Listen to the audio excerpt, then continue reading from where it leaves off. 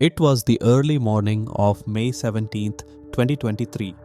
It was a seemingly normal day for a sanitation worker of the Greater Hyderabad Municipal Corporation who was on his daily routine of clearing garbage near the Musi River. The air was heavy with the smell of waste, the usual stench of discarded leftovers, plastic, and industrial refuse. But something stood out. A black polythene cover was discarded among the trash, large, heavier than the usual waste. Something about it felt off. Curiosity turned to hesitation. The worker, his hands wrapped in thin plastic gloves, nudged the bag with his boot. It felt dense, solid, unnatural. Taking a deep breath, he unwrapped it, and what he saw next would haunt him forever. A decapitated human head. The face was distorted and unrecognizable due to decomposition, but there was no mistaking it. It was human. His breath caught in his throat. A cold chill ran down his spine as panic set in. His hands trembled as he reached for his phone, his mind racing as he dialed 100. Within minutes, officers from Malakpet police station arrived at the scene. The area was quickly sealed off with caution tape as forensic experts and crime scene investigators arrived in their white protective suits. The team began their gruesome task of examining the remains. The severed head was wrapped in multiple layers of plastic, an attempt, perhaps, to delay the smell and decomposition. But where was the rest of the body? If the head was dumped here, where were the torso, limbs, and evidence of the crime? This was not just a murder. This was something far worse. The biggest challenge? The victim was unrecognizable. There were no immediate leads, no known missing persons matching this description, and no identifying scars or jewelry. The police had to rely on technology and relentless investigative work. They began with CCTV analysis. Over 200 hours of footage from every possible entry and exit point around the Musi River dumping site were carefully examined. Every person and every vehicle in the vicinity in the past 72 hours was scrutinized. They checked 60 vehicles, interrogated 90 potential witnesses, and manually verified reports from 750 police stations across the state. Yet, no breakthrough. Then, a suspicious figure appeared in the footage. A man was seen disposing of the very bag where the head was found.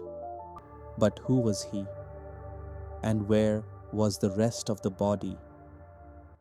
Days passed before investigators got their first real lead. A closer look at the footage showed something telling. The man wasn't a stranger. He was someone from the local community. An analysis of phone records, recent financial disputes, and forensic tracing led them to one name: Chandra Mohan, a 48-year-old stock market broker, a bachelor, a man known to be financially unstable, and most importantly, the landlord of the missing woman. Her name was YAnuradha Reddy, a 55-year-old widow who had lived in his property at Chaitanyapuri for over 15 years. Back in 2018, Anuradha had loaned Mohan a sum of rupees 7 lakhs along with 20 tulas of gold, which is equivalent to $25,000. But years passed, and despite repeated requests, he never repaid her. Anuradha's patience was running out.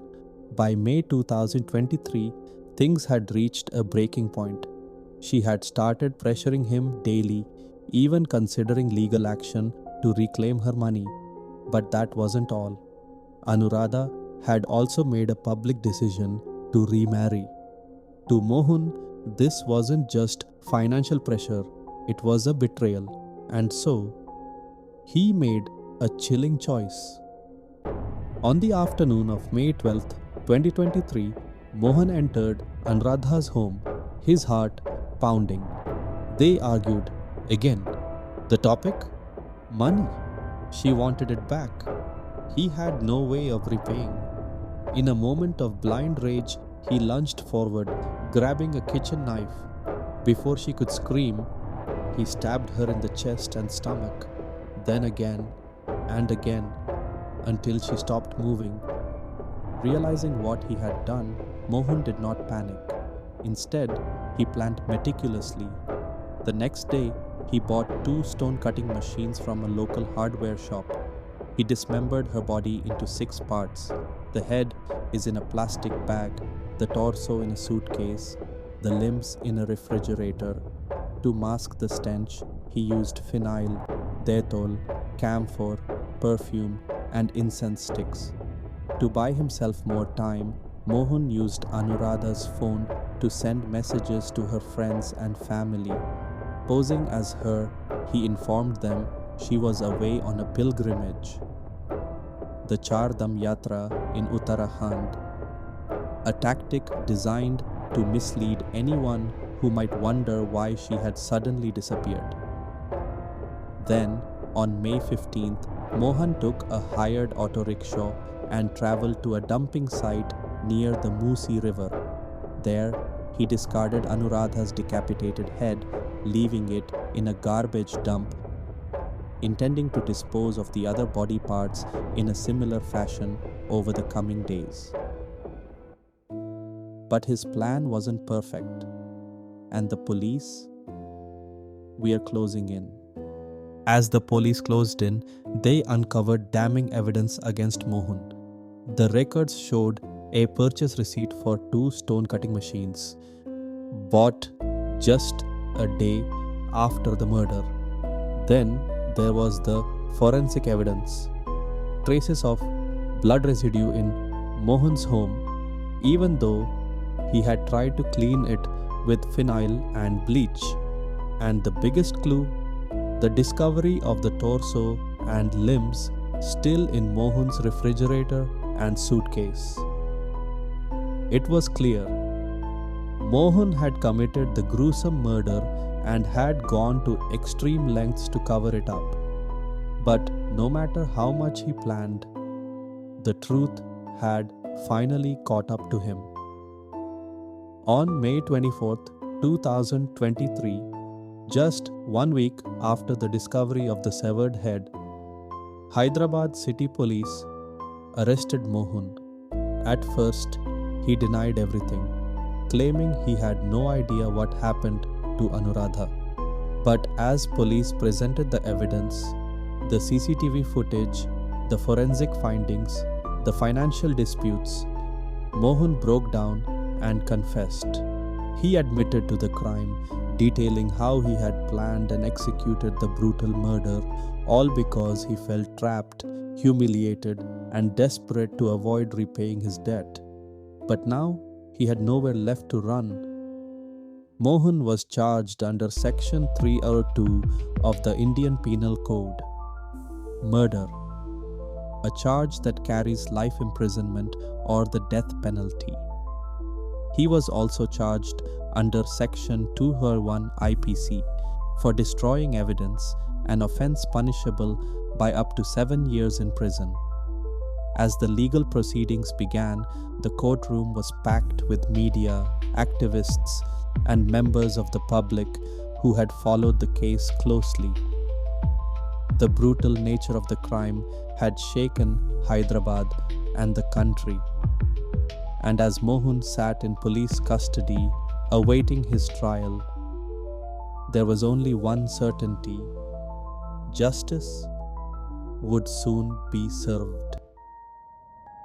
Mohan's crime had chilling similarities to another infamous case, the Shraddha Walkar murder, where her live-in partner Aftab Amin Poonawala brutally strangled her, chopped her body into pieces, and stored them in a refrigerator before disposing of the parts in different locations to cover his crime. Just like Aftab, Mohan had meticulously planned the disposal of his victim. Just like Aftab, he used technology to mislead people, sending messages from the victim's phone to make it seem like she was still alive. And just like Aftab, he believed he could outsmart the police. But as both cases proved, no crime remains hidden forever. The case sent shockwaves across Hyderabad and beyond. People were horrified by the gruesome details, but more than that, they were angry. Angry at the misuse of trust, the brutality of the crime, and the pattern of such murders repeating.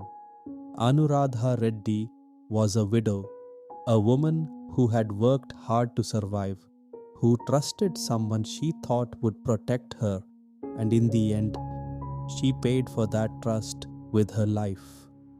Anuradha's murder was a tragedy, a reminder of how greed, deception, and violence can lead to unthinkable horror.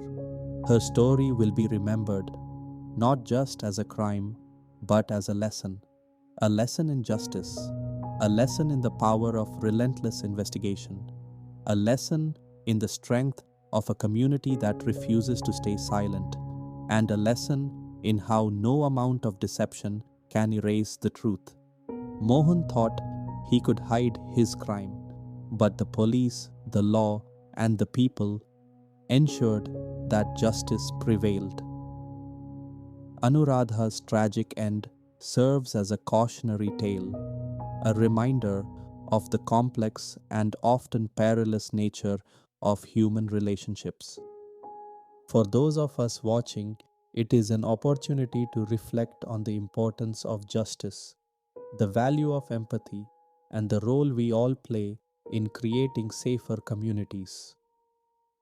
May her story never be forgotten, and may it prompt us to remain vigilant, to protect not only ourselves but each other from the shadows that sometimes lurk within those we trust. Crime has consequences, justice has its way, and for Anuradha, justice was served.